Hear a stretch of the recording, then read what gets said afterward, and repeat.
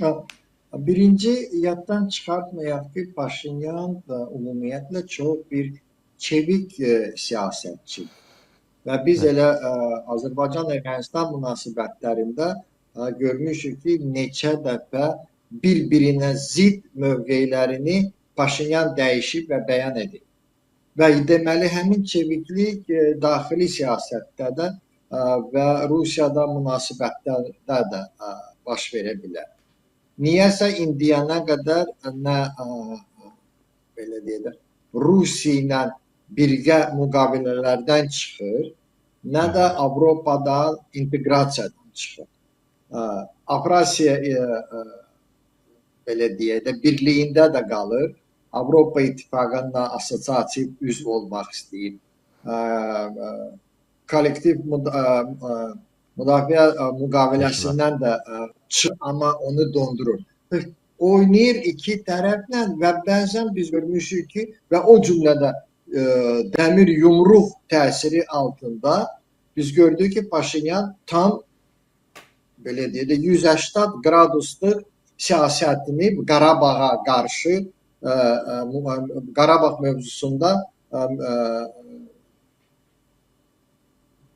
mövqeyini dəyişdi.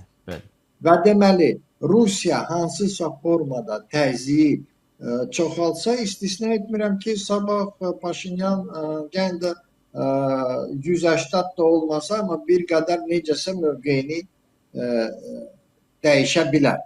Biz buna hazır olmalıyıq. Amma reallıq da ondadır ki, bu gün sülh prosesini qane edən siyasətçi bu gün Paşinyandır.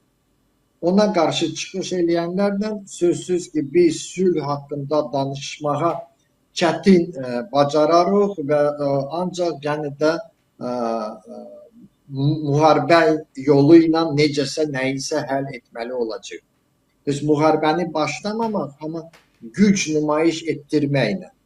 Aydındır ki, bu gün Ermənistan sabah müxalifət hakimiyyətə gəlsə də müharibəyə başlamağa nə fiziki, nə texniki baxımından imkanı yoxdur.